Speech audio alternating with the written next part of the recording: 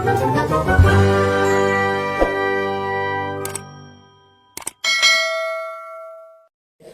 swasta. Jika swasta menjadikan penempatan sebagai bisnis, it's okay. Tapi negara melakukan kontrol yang sangat kuat. Biaya yang dikutip dari PMI-nya kemahalan nggak? Biaya yang dikutip dari PMI-nya di luar cost structure nggak? Di luar cost structure operasi sikat, kan gitu. Ya, ada tahapan yang benar sikat. Ya. Untuk apa kita pakai atribut yang di belakangnya tulis sikat sindikat, terus kita nggak berani nyikat? Untuk apa kita berani nyikat di luar kalau sesungguhnya di dalam juga kita kotor? Itu pertanyaan-pertanyaan kritis ya, yang sangat sederhana ya. Kuncinya adalah dimulai dari diri sendiri. Kita sudah mengusulkan kepada Kementerian Ketenagakerjaan perluasan G2G dan G2P, Asia Afrika 5 negara, Amerika dan Pasifik 4 negara, Eropa dan Timur Tengah 7 negara. Saya sempat diskusi dengan teman dari NATO. Saya nggak perlu menyebut namanya ya. Tapi ada alasan klasik yang digunakan oleh teman-teman kita, Pak Badan, terkait perluasan ini. Kita tunggu dulu nanti jika sudah ada MOU dengan negara tersebut. Ya saya tanya dong, kalau menunggu MOU, yang melakukan MOU kewenangan siapa? Saya tanya, kewenangan MOU G2G kewenangan siapa? Bukan kita kan? Maka pertanyaan bagi saya, terus kapan dong MOU-nya? Diam tuh. Ada jawaban saya yang sangat mematikan sebetulnya. Kalau mereka kalau Anda memerintahkan kita menunggu perluasan G2G karena alasan-alasan klasik itu, lalu kenapa untuk P2P dibukalah terakhir berapa Pak Bung? Dibukalah 77 negara, perusahaan bisa tempatin, padahal ada negara yang 1 tahunnya hanya 2, hanya 3, hanya 5 penempatan. Saya tantang mereka, kenapa Anda nggak ikhlaskan buka G2G, buka G2P? Karena pembukaan itu, karena SK Anda mencantumkan skema itu, maka itulah yang menjadi dorongan kita bergerak. Kan gitu. Bahwa pencapaian penempatannya setelah dibuka misalnya tahun ini masih kecil, tahun berikut tambah, itu kan persoalan lain. Tapi itulah yang menjadi trigger kita untuk melakukan langkah-langkah baik KL, baik kita dengan negara penempatan, terkait peluang-peluang kerja yang bisa didorong melalui G2G dan G2P. Nah kalau dikunci terus, ini inisiatif, ya. Jadi ini tidak menjadi target, tapi sejarah harus mencatat bahwa kita sudah mengambil inisiatif dan bahkan dorongan agar G2G dibuka dan kita minta ada perluasan, tidak hanya Korea, tidak hanya Jepang, tidak hanya Jerman. Lihat Jerman, kita buka Jerman tahun 2020. Jerman 2020 MOU-nya 2021. Berarti setelah saya kepala badan, MOU itu walaupun dirilis awal penempatan. Berapa gaji Jerman? 34 juta sampai 40 juta. Gaji besar apakah seperti kasus-kasus yang Inggris tuh? Gaji besar, tapi biaya besar. Coba Jerman, apakah biaya besar? Kuning, sebagian dibayar mereka. Kan keren G2G ini. Kenapa negara tidak pada posisi ini? Kok negara lebih happy semua didorong ke sana? Ada apa? Kok happy banget sih? Jangan-jangan happy. Maaf, dengan segala hormat. Jika saya kritis terhadap persoalan ini, karena saya ingin berjuang untuk bangsa ini. Saya ingin berjuang untuk penempatan yang lebih baik. Lihat G2G, ya. 5 hari 5 malam OPP kita bebasin, bayar dulu dikutip 1 juta. 2 malam nginap di hotel bintang 4 kita bayarin. Mau berangkat dipakai jaketin, cakep semua, dikasih kredensial letter, dilepas oleh pejabat negara. Halo, P2P gimana? Modal spanduk, baris di bandara. Apakah itu yang memuaskan para P3NI? Apakah hanya itu yang memuaskan para pengusaha? Kan untungnya udah banyak. Nah, cara beginilah yang membuat saya banyak dimarahin, ya, atau dimusuhin P3NI. Ya nggak apa-apa. Saya tidak mencari kekuasaan, tidak memegang kekuasaan untuk disayang oleh pengusaha-pengusaha. Enggak, bukan tujuan saya. kaya karena saya bisa happy dengan pengusaha. Naudzubillah min dzalik. Tidak. Saya ingin negara ini semakin benar dalam tata kelola, baik G2G maupun yang dapat oleh P2P. Udah untung banyak kalian, udah bisnis selama ini, nempatin berapa banyak loh, berapa ribu loh. Terus keluar jaket kok nggak berani? Beliin dong jaketnya satu orang. Acarakan dong di hotel pelepasannya. Kan gitu. Undang dong bupati, undang anggota DPR, undang pejabat agar pride dan harga diri anak-anak bangsa kita itu, yang dari sana Anda mengambil uang itu, dari mereka Anda mengambil uang itu, pride dan harga diri mereka itu naik. Itu keren menurut saya. Nah, saya minta di PLT Sentana pada deputi keluarkan edaran kepada para P3MI standar, ya sekali lagi, standar untuk mereka dilepas adalah standar yang bisa menjadikan standar G2G, ya. Ini dipakai dan digunakan oleh juga atau dijadikan standar pelepasan itu. Itu Pak Muldoko yang pesan. Jadi kita udah punya kekuatan KSP langsung.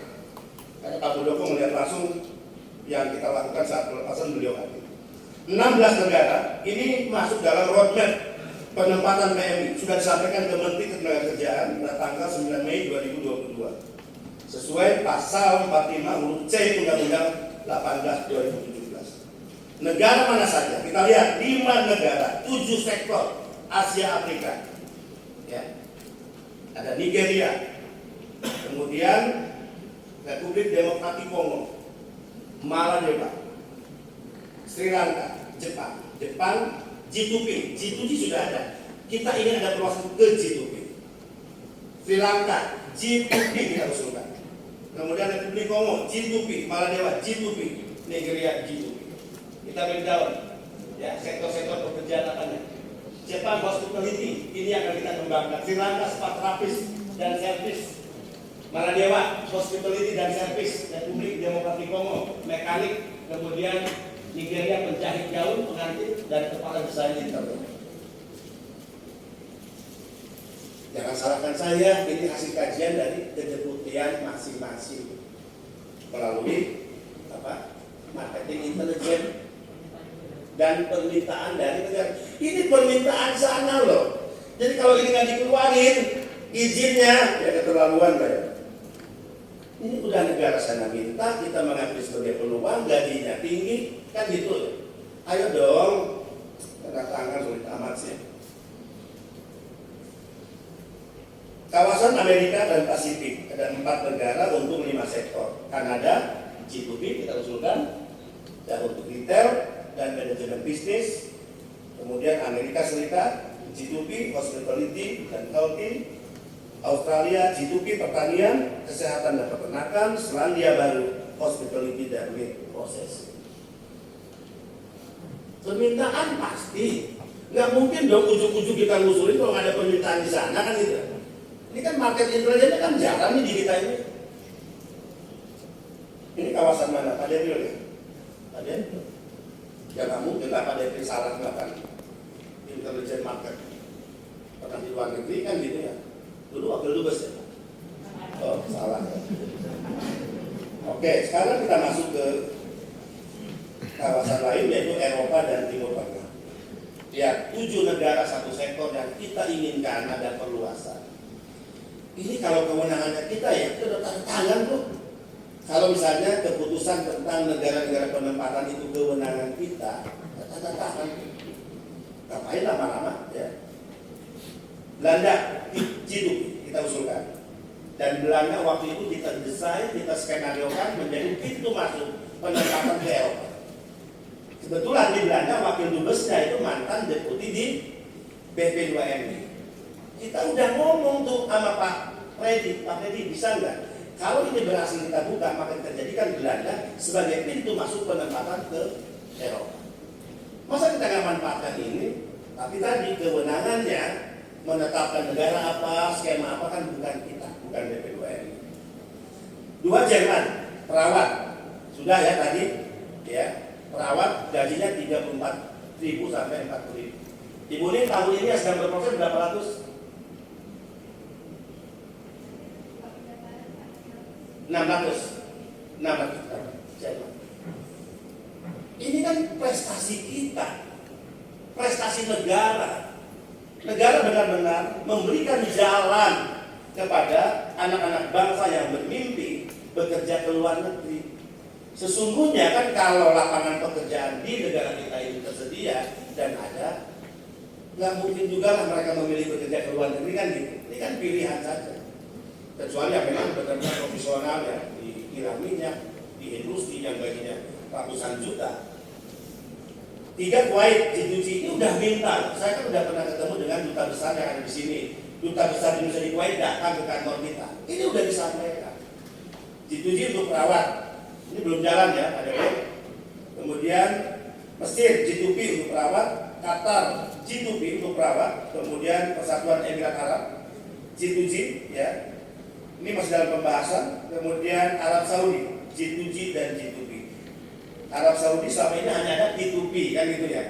Kenapa sih nggak dibuka G2G-nya juga? Ya. Jika Anda bekerja lelet, lambat sehingga mengganggu pencapaian target lembaga, bisa lah, ya. Dan kalau saya melakukan itu karena hal yang tidak bisa, saya kan bisa dituntut juga secara hukum, ya, pasti bisa. Jadi tidak hanya pada level kepala balai, yang tentu kita akan lakukan evaluasi hasil penilaian tim 1, 2, 3 juga sudah masuk, ya. Berbagai laporan dari berbagai direktur, koordinator, subkoordinator, bahkan staf terbawah masukannya banyak ke saya, ya. Itu juga sudah ada, tentu saya selalu salin kebenaran di mana, fakta-faktanya sejauh mana ada.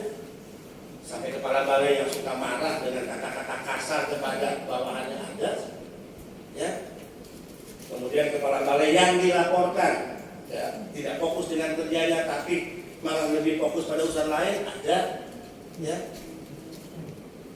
Jadi enaknya jadi kepala badan yang mampu men-share handphonenya kepada siapapun, kalau kepada PMI ya ini. Timbal baliknya adalah saya bisa mendapatkan berbagai informasi dari banyak pihak. Ya, itu saya pelajari, itu saring, kemudian dari sini saya dapat untuk mengambil keputusan. Saya tidak ingin resolusi 2023 dan capaian-capaian target yang kita sudah tetapkan di Malaysia. Karena kalau gagal pencapaian target ini, yang disalahkan itu bukan deputi A, bukan deputi B, bukan deputi C, bukan direktur A, direktur B, direktur C, bukan kepala balai A, kepala balai B, kepala balai C, bukan.